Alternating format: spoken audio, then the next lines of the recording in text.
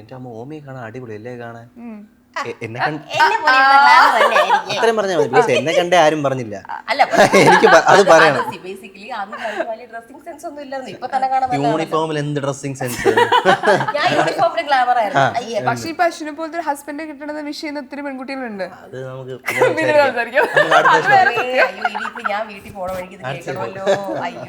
അല്ല അത്തരം കമന്റ്സ് കാണാറില്ല ഒത്തിരി.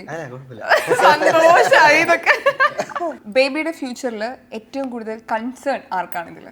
അവന്റെ ഇന്നത്തെ കാര്യം തൊട്ടേ ഫ്യൂച്ചറിൽ അവനെ ഏത് സ്കൂളിൽ ചേർക്കണത് വരെ ഞാനാണ് സംസാരിച്ചോണ്ടിരിക്കുന്നത്. ഞാൻ പറയും ക്രൈസ്റ്റ് നഗർ വേണോ, ലോയോള വേണോ, ഞാനിതെല്ലാം പറഞ്ഞുകൊണ്ടിരിക്കുന്നത്.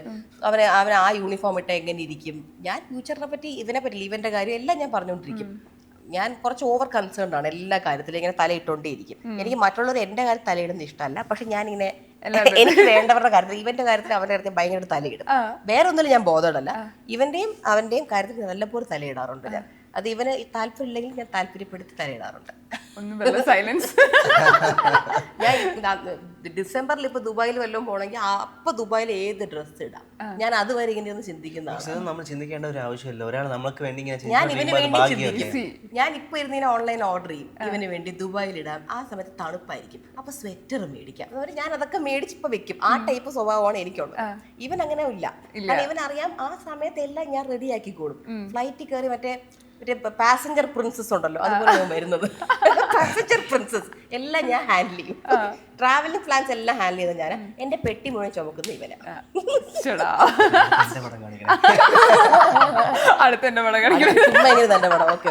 ഓക്കെ, എന്തായാലും അടുത്ത് പറ്റുമോ നോക്കാം നമുക്ക്. ഓക്കെ, ബേബി വന്നതിന് ശേഷം ഏറ്റവും കൂടുതൽ ഉറക്കം പോയത് ആരുടെയാ? നേരത്തെ പറഞ്ഞു കഴിഞ്ഞല്ലോ. തന്റെ ഫോട്ടോ ഈ ഗെയിമിൽ കാണിക്കാൻ തോന്നുന്നില്ല. അത് വരും, കുറച്ചാൻ വയസ്സാവട്ടെ. അത് നോക്കട്ടെ, നമുക്ക് നോക്കാം. എങ്കിലും ഉറക്കം കൂടുതൽ പോകുന്ന ഇവിടെയാ. എങ്കിലും ഞാൻ ഇന്നത്തെ ദിവസം പോലും ഉറങ്ങിയിട്ടില്ല. അത് വേറെ കാര്യമൊന്നുമല്ല. ഞാൻ പറഞ്ഞില്ലേ, ഫുഡ് കൊടുക്കണ്ടേ. I have to keep feeding him. കാരണം ഇവനിങ്ങനെ ഓൾമോസ്റ്റ് 1.5 hours എണീക്കും. ആ എണീച്ച അപ്പൊ ഇവൻ കരയുന്നത് മിൽക്കിന് വേണ്ടി മാത്രമാണ്. അപ്പൊ പാല് കൊടുത്ത് ഇവൻ കിടക്കും. അപ്പൊ എനിക്ക് പാല് കൊടുക്കുക എന്നുള്ളത് എനിക്ക് ഇവന്റെ അടുത്ത് പറയാൻ പറ്റില്ല. അത് എൻ്റെ കയ്യിലുള്ള സാധനമാണ്, എനിക്ക് വേറെ വഴിയില്ല. അപ്പൊ ഞാൻ എന്തെങ്കിലും വല്ല ഫോൺ നോക്കിക്കോണ്ടോ TV ഓണാക്കി സിനിമ ഇട്ടോണ്ടോ ഒക്കെ പാല് കൊടുക്കും. എനിക്ക് ഇന്നത്തെ ദിവസം ഇവന് ഈ ഒരു ചുമ ഇന്നാണ് തുടങ്ങിയത്. അപ്പൊ സാധാരണ ഇവന് ഞാനും എണീച്ചൊക്കെ ഇരുന്ന് രാവിലെ ഒരു 9 മണിയാകുമ്പോൾ പാല് കൊടുത്താൽ ഒരു 11-12 വരെ ഞാനും ഇവനും കൂടെ കിടന്നങ്ങ് ഉറങ്ങും. ആ ഗ്യാപ്പിലാണ് ഇവ എണീച്ച് പോയി ചായയും കുടിച്ച് ബ്രേക്ക്ഫാസ്റ്റ് കഴിക്കുന്നത്.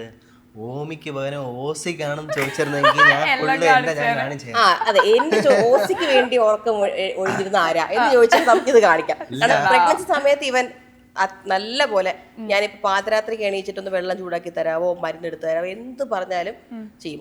നമ്മളിപ്പോ ഏതൊരു ഹോട്ടലിൽ പോയാലും ഇപ്പൊ നമ്മുടെ ഫ്ലാറ്റിലായാലും എത്ര പ്രാവശ്യം ഒരാൾ മോർണിംഗ് രാവിലെ എനിക്ക് ഇഷ്ടമല്ല. ഞാൻ 12 മണി വരെ ഉറങ്ങും. ആര് വന്ന് ബെല്ലടിച്ചാലും ബെല്ലടി കേൾക്കുന്നത് ഞാനാണ്. ഇവ ഒരിക്കലും ആ ബെല്ലടി പറ്റില്ല. എനിക്ക് ഒരാൾ നോക്ക് ചെയ്താൽ പോലും ഡോറിൽ ഹാളിൽ അവിടെ നോക്കി ഞാനത് അറിയും. എനിക്കത് ഭയങ്കര പ്രശ്നമാണ്. ഞാൻ എണീക്കും.